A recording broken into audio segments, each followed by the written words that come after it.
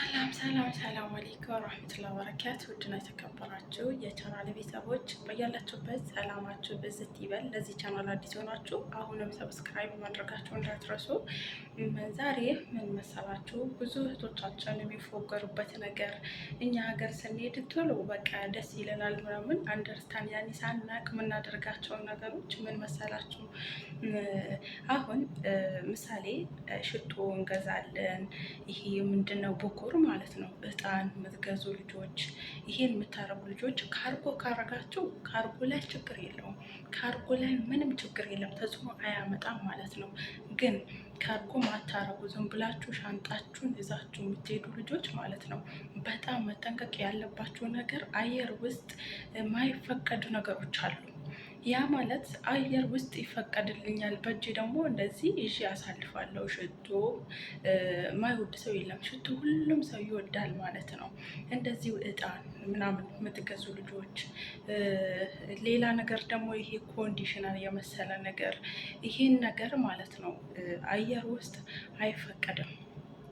በተለይ ሽቶ ቢያንስ ዲዛዝ ነገር አየር ውስጥ አይፈቀድም ውዶቼ።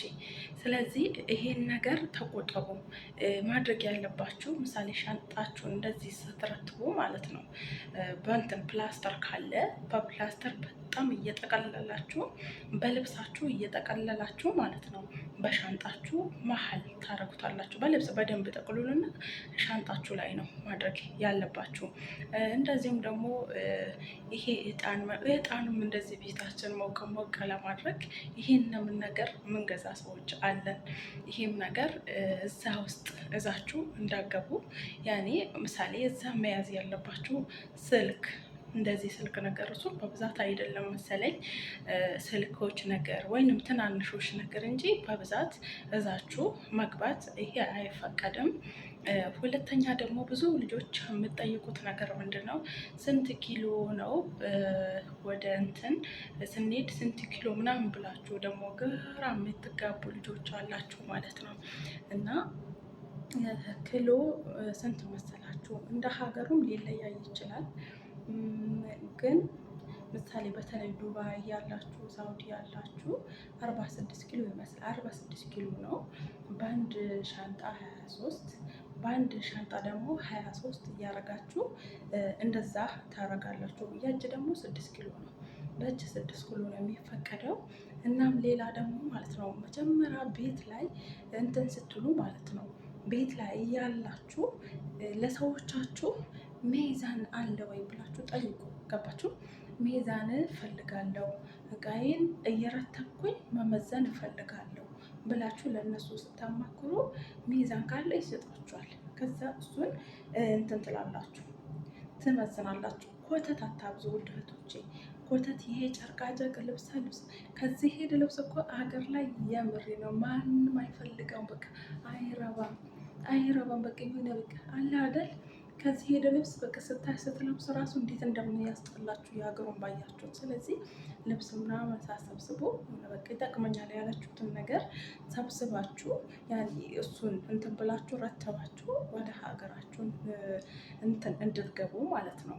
አሁን ምሳሌ አየር ውስጥ የማይፈቀዱ ነገሮችን ማለት ነው ሳታውቁ ቦርሳችሁ ውስጥ ሽቶን ይዛችሁ፣ ይሄ ብኩር እጣንም ይዛችሁ፣ እንደዚህ ሻምፖ ነገሮች ሳሙና በብዛት ምናምን ይሄን ይዛችሁ ማለት ነው ልክ እዛ ስትሄዱ ይሄን ጣሉት ትባላላችሁ። ገባችሁ ውድ እህቶቼ?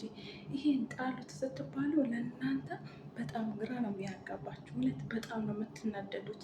ለብዙ ጊዜ ለሀገር ወስደዋለሁ ብላችሁ ስትሰበስቡት ለብዙ ጊዜ አገር ከሄድኩ ይጠቅመኛል ብላችሁ ስትለፉ የከረማችሁት የዛን ቀን ነው መጨረሻ ሰዓት ኤርፖርት ሄዳችሁ ደግሞ ይሄን ነገር ጣሉ ስትባሉ በጣም ነው የሚያማው፣ በጣም ነው የሚያስጠላው። የምሬ ነው ብላችሁ በጣም ነው በቃ የምትናደዱት።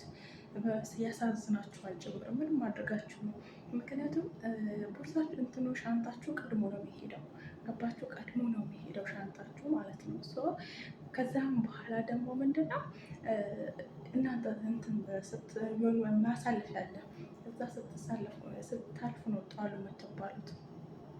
ስለዚህ ውድ እህቶቼ ከዚህ ነገር እንድትጠነቀቁ የማያውቁ ደግሞ ብዙ እህቶቻችን አሉ። ለነሱ ሼር እያደረጋችሁ ይህን ነገር እንዲጠቀሙበት ማለት ነው። ማለት ይሄ ለሁሉም ቢጠቀም ነገር ነው። ሁላችንም የሚደርስብን ነገር ነው። ስለዚህ ከዚህ ነገር መቆጠብ አለብን። እንደዚህ በቃ ኮቶት ምናምን አሰብስቡ ውድ እህቶቼ። የሚጠቅማችሁን እዛችሁ መሄድ ማለት ነው። እና እንደነገርኳችሁ ኪሎ 23 እያረጋችሁ በአንዱ 23 አርጋችሁ አርጋችሁ በእጃችሁ ደግሞ የሚፈቀደው 6 ኪሎ ነው። ይሄን 6 ኪሎ በእጃችሁ ይዛችሁ ይሄን ቤት ላይ ይሄን ጣጣ ጨርሳችሁ ኤርፖርት ከሄዳችሁ ምንም በእናንተ የሚደርስባቸው ነገር ምንም የሚደርስ ቀጥታ በቃ ትሄዳላችሁ ነው። ቀጥታ ወደ ሀገር ነው። በቃ ጭቅጭቅ የለውም። ግን ይሄን ነገር ካላደረጋችሁ በአንዱ ያክል እንደዚህ ጠቅጥቃችሁ በአንዱ ጠቅጥቃችሁ ሄዳችሁ እዛ በጣም ነው የምታለቅሱት። የሆነ ብር እንኳን እከፍላለሁ ብላችሁ ማለት ነው። ብር ልከፍለው በጣም ነው ብዙ ብር ነው። ኤርፖርት ታውቃላችሁ፣ ሀተ ለምግብ ማለት ነው። እስቲ ለአንድ ምግብ ስንት እንደምከፍሉ እውነቴን ነው። ለአንድ ለስላሳ ስንት እንደምከፍሉ፣ ለአንድ ውሃ ኤርፖርት ላይ ስንት እንደምከፍሉ። ስለዚህ ሀተ ኪሎአችሁን ማለት ነው ኪሎ ትንሽ ከበለጠ እጥፍ ነው የሚያስከፍሏችሁ። አንዳንድ ደግሞ የተረገሙ ማዳሞች አሉ። የተረገሙ እነሱ ለእናንተ አስተካክለው ሊያመጡላችሁ ይችላል። ይህን ነገር ደግሞ ያው መጀመሪያ ማስጠንቀቅ ነው ለነሱ። ይሄን አክል ነው እስቲ ስንት አመጣሽልኝ ብላችሁ ለነሱ ማስጠንቀቅ ነው ማለት ነው።